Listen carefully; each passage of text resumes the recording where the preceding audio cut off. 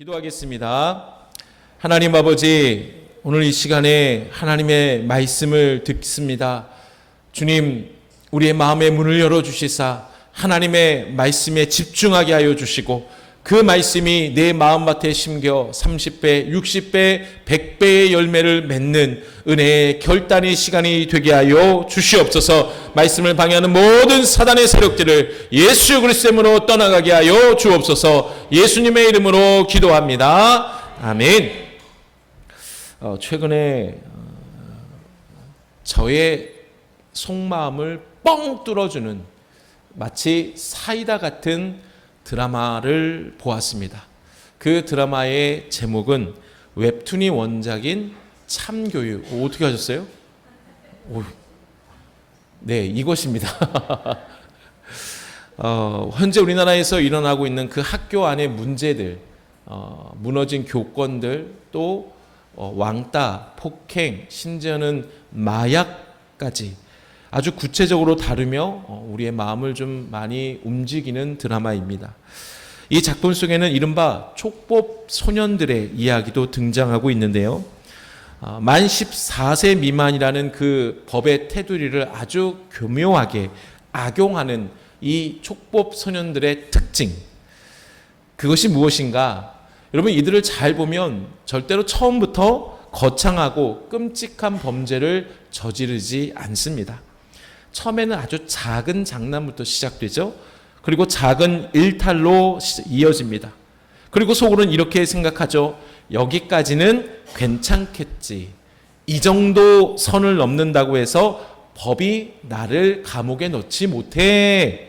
그런 생각으로 때로는 차를 훔치고, 때로는 그 차를 부수고, 파손하고, 심지어 폭력을 일삼고 마약을 판매하는 이런 모습이 드라마 안에서 등장하고 있습니다. 드라마 속 촉법소년들의 대사 몇 구절을 읽어드리겠습니다. 잘 들어보세요. 제가 이 대사를 준비하면서 제 속에 우라통이 터졌습니다. 우리가 촉법인데 당신들이 뭘 할 수 있는데, 잡혀도 어차피 금방 나와. 우리한텐 법이 못 건드려. 무서운 게 하나도 없어. 여러분, 그들은 자기 마음속에 호기심으로 포장된 이 탐욕과 이기심을 채우기 위해서 법과 도덕의 그런 경계표를 자기 마음대로 조금씩 넓혀가고 있습니다. 그런데 그 끝은 어떻게 됩니까? 드라마상 보면 자신들이 마음대로 법과 도덕이라는 그 경계표를 옮겼기 때문에 걷잡을 수 없는 죄를 짓게 되고 마침내 절대로 가지 않을 것이라고 생각했던 소년원이라는 엄중하고 차가운 심판을 그들이 마주하게 됩니다. 경계표를 가볍게 여긴 대가는 절대로 결코 경계가 그 결과가 가볍지 않다라는 사실이죠. 여러분, 사전적인 의미로 이 경계는 어떤 뜻이 있는지 아십니까? 사물이 어떠한 기준에 의해서 구분되는 한계라는 사전적 의미를 갖고 있어요. 그냥 내 임의로 구분하는 한계가 아니라 그 어떤 절대적인 기준이 있고 그 기준에 의해서 구분되는 한계가 경계라는 단어의 의미입니다. 여러분, 내 신앙생활도 바로 이 경계의 문제에 있습니다. 하나님께서는 언약 백성인 우리를 보호하시고 진짜 복을 주시기 위해서 영적인 경계표를 우리에게 세워 주셨습니다. 하지만 우리는 세상을 살아가며 끊임없이 유혹을 받고 있습니다. 이 정도 탐욕은 괜찮아. 남들도 다 이 정도는 적당히 표를 옮기고 살아. 내 상황이 너무 힘드니까 이번 한 번만 이 표를 조금씩 옮겨보자. 이처럼 우리는 나의 편의와 욕심을 위해 하나님 세우신 그 영적인 경계표를 내 마음대로 조금씩 슬쩍슬쩍 옮겨 놓곤 합니다.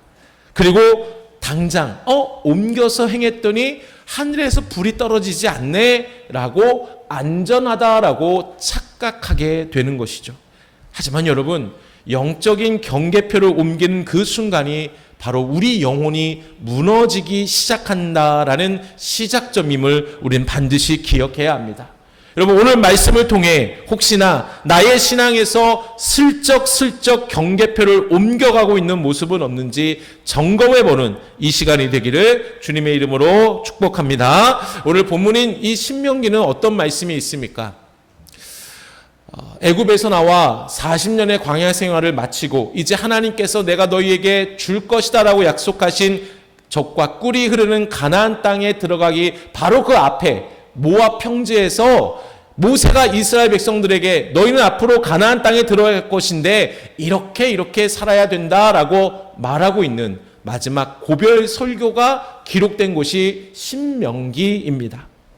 그 중에서도 오늘 본문에 있는 19장은 이스라엘 백성이 그 땅에 들어가 세워야 할 언약 공동체로서의 공의, 질서를 다루고 있는데 1절부터 13절 앞부분에서는 부지 중에 살인한 자를 보호하는 도피성 규례를 통해 말씀하십니다. 부지 중, 즉 일부러 내가 고의적으로 살인하는 것이 아니라 나도 어쩔 수 없이 나도 생각하지 못한 실수로 사람을 죽였을 때 그 사람을 살려줄 수 있는 법, 도피성을 세워서 그곳으로 도피하라. 그러면 그 사람은 살 것이다 라고 말씀하시는 약속의 규례예요.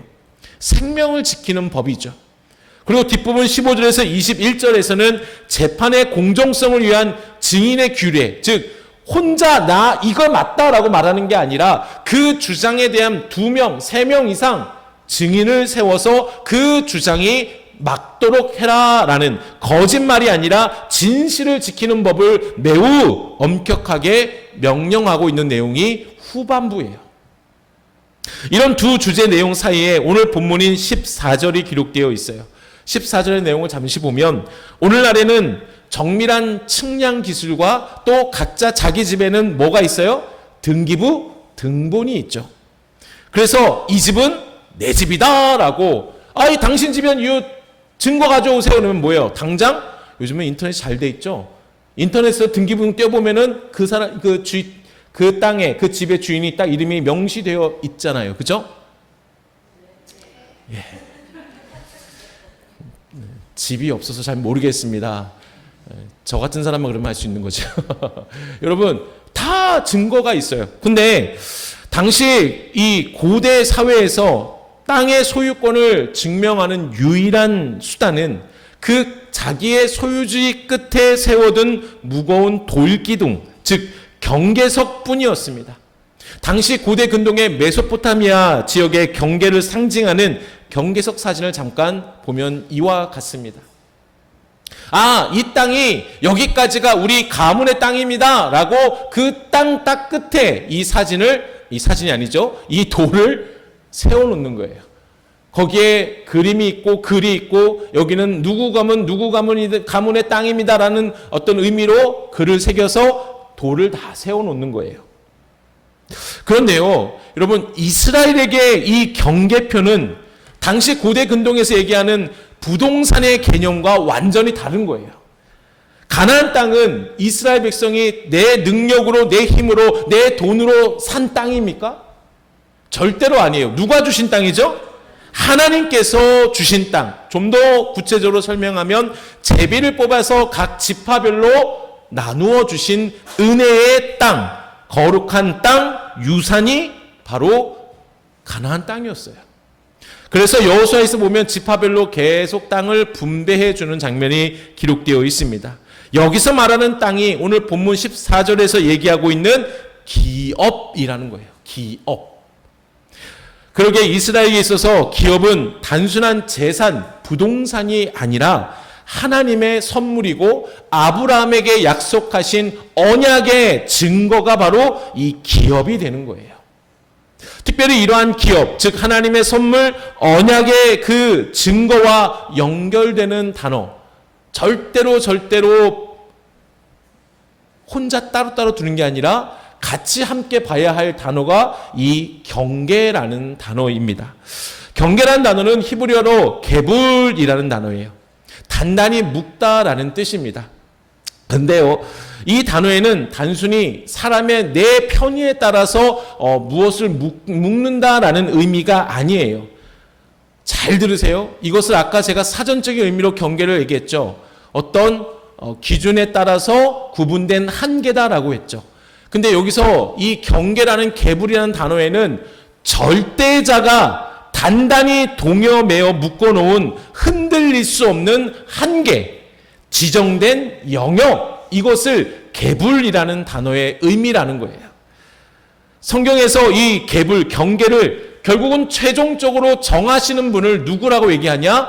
여호와 하나님이시라고 분명하게 말씀하십니다. 하나님은 바다의 경계를 정하여서 물이 땅을 침범하지 못하게 하셨고요. 또 각 민족의 역사와 거주지의 모든 경계를 하나님의 그 주권적인 힘으로 다 정해 주셨습니다. 따라서 본문 14절에 이스라엘 백성에게 경계표를 옮기지 말라라는 것은 단순한 소유권 분쟁의 문제가 아니라는 거예요. 절대자이신 하나님께서 줄로 정확하게 제어 확정하신 그 모든 삶의 경계와 질서를 감히 피조물이 함부로 그것을 임의로 옮기지 말라라는 뜻이에요. 다시 말해서 경계표를 옮기는 행위는 하나님의 그 모든 놀라운 창조 질서와 통치권에 대한 정면 도전이자, 결국은 뭐냐? 다른 건 다 이해 안 해도 이것만 기억하세요. 경계표를 옮긴다? 이것은 하나님을 무시하는 교만이다라는 뜻입니다. 이해가 되십니까? 그러면 이해가 되세요? 반응 안 하시면 또 그냥 넘어가면 안 되잖아요. 딴 건 그냥 무슨 하나님, 목사님 무슨 말이 그게 뭐 이해가 안 돼요. 이해 안 될 수 있죠. 근데 한 문장만 기억하세요. 경계표를 옮기는 것은 하나님의 주권을 무시하는 교만이다. 그러면 우리에게 세워주신 경계표는 무엇일까? 그것은 바로 하나님 나라를 얘기하는 거예요. 다시 말해서 내 삶 속에 하나님의 통치가 최전선, 하나님의 통치가 임하는 최전선이 바로 그 끝에 뭐가 세워진 거예요? 경계표, 경계석이 세워져 있는 거예요.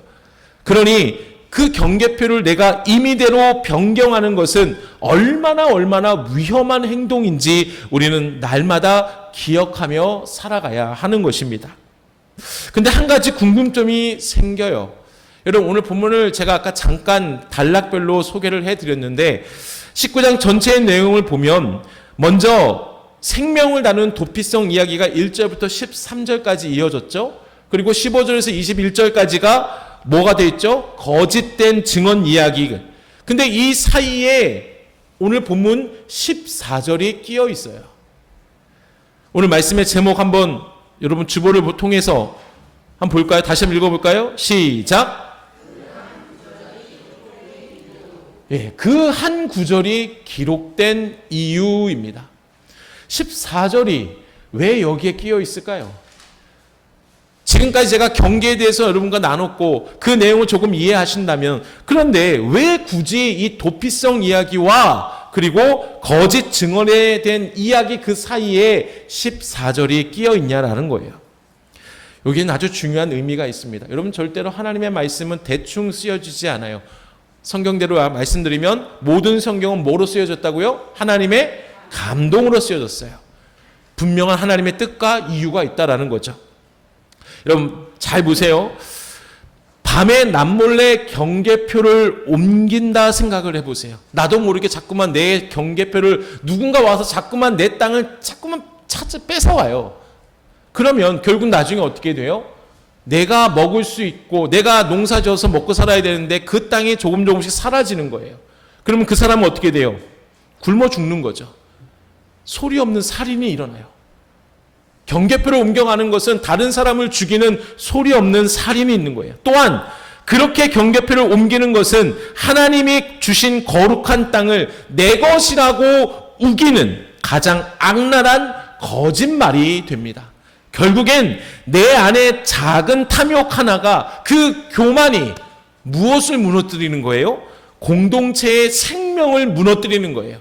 공동체가 유지하고 있는 진실을 통째로 무너뜨리는 거예요. 그래서 이 앞에서 말하는 도피성의 이야기와 살인에 대한 이야기와 그리고 거짓말에 대한 그 사이에 바로 오늘 중요한 경계표를 옮기지 말라. 교만은 무서운 것이다. 결국 경계표를 옮기는 것은 교만으로 공동체를 무너뜨리는 것이다. 라고 말씀하시면서 아주 우리에게 신앙생활할 때 특별히 공동체가 서는데 중요한 원리를 이 말씀 가운데 우리에게 주고 계시는 겁니다. 여러분, 세상은 내 땅을 넓히는 것을 성공이라고 부르고 있어요. 남보다 조금 더 앞서가기 위해 내 영역을 한 뼘 더 차지하기 위해 경계표를 옮기는 것을 능력이다, 융통성이다라고 포장합니다. 우리가 매일같이 차를 대는 아파트 주차장을 한번 생각해 볼까요? 요즘에 이런 빌런이다 하고 사진을 막 찍어서 올려요. 주차선을 2개나 차지해서 폭넓게 사용하는 빌런들이 있죠. 그죠? 분명한 주차 안에 둬야 되는데 그들의 말이 뭐예요? 내 차는 고급차니까 혹시나 주차선 지켜 세워놓으면 내 옆에 있는 사람이 혹시나 내 차를 치면 어떻게 비싼 보험료 내고 또 비싼 값을 치러야 되니까 내가 그것 때문에 일부러 2차선 차지하고 있는 거예요 라고 말하는 거 보신 적 있어요? 없다고요? 있어요, 그런 사람. 자기가 편하기 위해서 그렇게 됐더니 결국 어떻게 되는 거예요? 퇴근하고 지친 몸으로 차를 몰고 왔는데 결국 그 사람은 차 댈 곳을 잃어버리고 만 것이죠. 나의 작은 탐욕과 편의를 위해서 경계표를 옮기는 바로 그 순간 이웃이 누려야 할 마땅한 권리와 공동체의 그 평안이 무참히 깨져버리고 마는 겁니다. 우리의 영적인 삶도 이와 똑같아요. 하나님이 그어주신 경계표를 은밀하게 내가 조금씩 옮길 때 단순한 윤리적 실수가 아니라는 거예요. 그것은 하나님께서 내게 주신 은혜로는 내가 도무지 충분하지 않습니다 라고 외치는 영적인 교만이요, 나를 향한 하나님의 선하신 통치를 정면으로 거부하고 있는 무서운 반역이 경계표를 옮겨가는 거예요. 그래서 여러분, 성경에서 가장 무서운 죄가 그 근본에 뭐가 있다고 해요? 교만이 잡고 있어요. 패망의 선봉이 분명히 교만이라고 말합니다. 이는 우리 신앙에 있어서 가장 두려워해야 할 적이 외부의 핍박이나 환경의 어려움이 아니라 바로 하나님 없이도 내 방식대로 경계표를 넓히며 살아갈 수 있다 생각하는 바로 그 교만한 마음임을 분명히 우리에게 알려주고 있습니다. 그렇습니다. 여러분, 사탄은 지금도 우리 안에 도사리고 있는 이 교만을 끊임없이 자극하고 있어요. 너의 힘으로 울타리를 넓혀 그래야 안전해. 하나님이 정해주신 경계표 안에만 있으면 너는 결국 다른 사람보다 더 손해보고 말 거야. 남들처럼 이 정도는 적당히 넘어가며 살아야 성공할 수 있어. 이러한 유혹을 우리는 살아가면서 얼마나 많이 직면하고 있냐는 거예요. 그런데요, 여러분, 우리가 절대로 잊지 말아야 할 중요한 것이 있어요. 그것은 경계표가 옮겨진 곳에는 더 이상 하나님의 통치가 임하지 않는다라는 사실입니다. 그래서 경계표가 옮겨진 인생에는 진짜 평안 대신 뭐가 자리 잡고 있냐? 남과 비교하게 되고 지금의 것에 만족하지 못하는 갈증만이 남게 되는 것입니다. 그러면 이런 본문은 우리에게 분명 경계표를 옮기지 말라고 말씀하시는데 오늘날 우리가 삶의 자리에서 하나님의 경계표를 옮기지 않는 진짜 참된 신앙의 모습은 어떤 모습이 되어야 할까요? 가장 먼저 우리가 이것을 기억해야 됩니다. 경계표를 움직이지 않는 삶, 하나님의 통치 안에서 평안을 누리는 삶은 반드시 이걸 버려야 돼요. 뭘 버려야 됩니까? 비교하는 마음을 버려야 되고 자족의 선을 지켜야 하는 거예요. 오늘 말씀 우리에게 경고하는 첫 번째 무서운 죄는 바로 비교라는 그 뿌리 안에, 비교라는 그 삶 안에 깊이 자리 잡고 있는 뭐예요? 교만이라는 거예요. 하나님은 우리의 사람, 우리가 각 사람의 형편에 맞게 그릇을 너무나 잘 아셔서 가장 알맞고 좋은 것을 우리에게 다 주셨습니다. 경계표를 딱 정해 주셨어요. 그런데 우리는 자꾸만 내 경계표 안을 바라보며 감사하지 않고 있다는 것이 문제라는 거예요. 남의 집 울타리를 넘어서 계속 힐끗 쳐다보게 됩니다. 왜 저 사람은 나보다 앞서갈까? 왜 저 집과 저 집의 자녀들은 우리 집보다 잘 될까? 우리는 이런 끝없는 비교를 단순한 열등감이나 작은 욕심쯤으로 가볍게 여깁니다. 그러나 여러분, 이 비교의식의 가장 깊은 밑바닥에는 무엇이 도사리고 있습니까? 바로 나는 지금보다 더 많이 가질 자격이 있다. 하나님이 그어주신 이 경계표는 틀렸어 라고 외치는 무서운 영적 교만이 또아리를 틀고 있는 거예요. 비교는 곧 나를 향한 하나님의 주권을 의심하는 행위입니다. 우리가 자꾸 남의 울타리를 넘보는, 그래서 경계표를 계속해서 옮겨가려고 하는 이유가 무엇입니까? 하나님이 내게 주신 것이 최선이라는 믿음이 없기 때문 아닐까요? 여러분, 경계표를 지킨다라는 것은 단순히 내 욕심을 억누르고 참는 도덕적인 수양이 아니에요. 그것은 나를 가장 좋은 길로, 완벽한 길로 인도하시는 하나님의 선하심을, 하나님의 통치하심을 전적으로 신뢰하는 믿음의 행위라는 것입니다. 믿으십니까? 성경은 이 교만과 탐욕의 굴레를 끌어낼 수 있는 유일한 비결이 바로 이것이라고 하는데, 자족. 따라해 볼까요? 자족. 이것이 비교의식을 떨쳐버릴 수 있는, 교만을 떨쳐버릴 수 있는 믿음의 행위라는 거예요. 우리 디모데전서 6장 7절 8절 시작.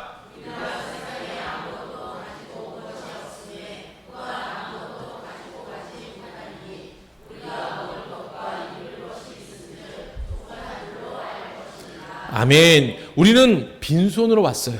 그래서 지금 내게 있는 직장이든 가족이든 심지어 오늘 먹을 밥 한 그릇조차도 내 능력으로 얻은 것이 아니라 하나님께서 거저주신 절대적인 은혜라는 것을 잊지 말고 살아가라는 것이죠.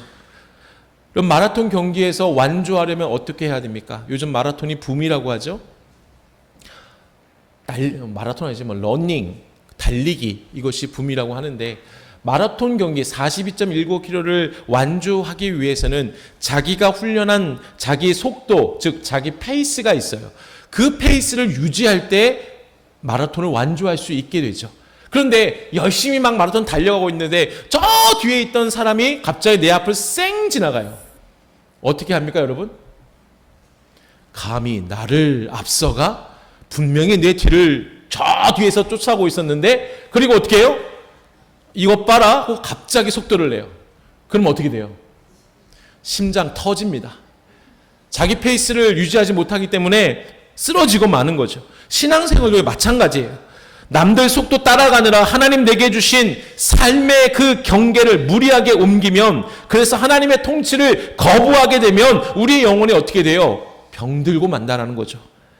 하나님이 우리 가정에 그어주신 그 은혜의 경계표 안에서 하나님, 이 형편에서도 주님의 선하심을 믿기 때문에 나는 충분합니다 라는 고백하는 것, 이것이 진짜 세상을 이길 수 있는 그리스도인의 능력이 됩니다. 그러기에 간곡히 권면합니다. 오늘 내게 주신 그 일상의 자리에서 비교를 버리시고 뭐를 회복해야 될까요?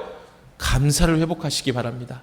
여러분, 남의 울타리를 슬쩍슬쩍 넘겨보지 마시고 내 안에 하나님 정해주신 경계표 안에서 내게 주신 은혜를 계속 보라는 거예요. 그것에서 뭘 찾으라고요? 감사를 찾으세요. 감사를 회복하세요. 매일, 이번 한 주 매일 잠자기 전에 오늘 하루의 삶을 돌아보세요. 하나님이 나에게 주신 은혜가 무엇인지, 그리고 감사하시고 잠에 취해보세요. 그러면 우리는 더 이상 비교하지 않게 돼요. 교만에 넘어가지 않게 돼요. 믿으십니까? 그리고 두 번째, 여러분, 마지막으로 나누고 싶은 것은 하나님 세우신 경계표를 옮기지 않는 방법은 뭐예요? 우리의 영원한 진짜 기업이신 누구? 예수 그리스도 한 분만을 만족하며 살아가는 삶입니다. 우리가 세상 사람들과 똑같이 살면서도 내 삶에 만족할 수 있는 진짜 이유가 무엇입니까? 우리에게는 영원히 빼앗기지 않는 기업, 즉 눈에 보이는 돈이나 땅이 아니라 우리를 위해 십자가에서 목숨 내어주신 예수 그리스도가 계시기 때문입니다. 할렐루야. 예레미야 애가 3장 24절입니다. 시작. 내 심령에 이르기를 여호와는 나의 기업이시니 그러므로 내가 그를 바라리라 하도다. 아멘. 바벨론의 침공으로 나라가 망하고 눈에 보이는 경계포가 다 불타버린 잿더미 위에서도 이 예레미야 선지자는 고백하고 있는 거예요. 내 땅의 경계표가 다 뽑혀나가도 내 안에 하나님이 계시면 나는 모든 것을 가진 자가 됩니다 라고 고백하는 거예요. 곧 철거될 판자촌에서 두 사람이 자기 땅 한 뼘 더 차지하겠다고 싸우는 장면을 상상해 보세요. 근데 그중 한 사람이 며칠 뒤 부자 아버지로부터 수백억짜리 저택을 물려받기로 약속되어 있다면, 여러분, 이 철거될 판잣집 한 뼘 때문에 목숨 걸고 싸우는 것이 얼마나 우스운 일입니까? 우리는 하늘나라의 상속자들입니다. 믿으십니까? 엄청난 보물이신 예수님을 이미 가졌는데도 세상 사람들이 내 이익 조금 건드렸다고 똑같이 얼굴 붉히며 싸울 필요가 없다라는 거예요. 그래서 사도 바울은 빌립보 3장 8절에서 자기 목숨을 걸고 지키려 했던 학벌과 권력, 돈이라는 어마어마한 세상의 그 경계표들을 뭘로 여깁니까? 배설물로 여긴다고 고백하고 있습니다. 그 이유가 뭐예요? 딴 거 없어요. 그리스도는 진짜 보물이며 그 보물을 내가 얻었기 때문입니다. 빌립보 4장 11절 13절 왼쪽에 있는 말씀이에요. 같이 읽어볼까요? 시작. 어떠한 형편에든 나는 자족하기를 배웠노니 내게 능력 주시는 자 안에서 내가 모든 것을 할 수 있느니라. 아멘. 여러분, 이 말씀 어디에서 많이 봐요? 여러분, 사업장에 많이 붙여놓죠. 액자에다. 내게 능력 주시는 자에서 내가 모든 것을 할 수 있다. 여러분, 이 말씀만 보면 안 돼요. 바로 11절부터 다 봐야 돼요. 빌립보서는 바울이 감옥에서 쓴 편지예요. 감옥에 무슨 소망이 있습니까? 근데 아이러니하게도 빌립보서의 핵심 주제 단어가 뭔지 아세요? 기쁨이에요. 기쁨. 그럼에도 감옥이라는 좁고 답답한 경계표 안에서도 바울이 그 기쁨으로 자족할 수 있었던 진짜 이유가 무엇입니까? 그의 울타리 안에, 하나님 세우신 경계표 안에 영원한 생명 되시며 진짜 빼앗기지 않는 기업 되시는 누구? 예수 그리스도. 내게 능력 주시는 자인 예수 그리스도가 바울 안에 꽉 차 있었기 때문에 옥중에서도 기쁨으로 살아갈 수 있다. 그러니 너희도 기뻐하라 라고 권면하고 있는 것이죠. 예수님이 내 기업이시기에 가난해도 부해도 당당할 수 있었던 것입니다. 다윗의 고백도 볼까요? 시편 16편 6절 시작.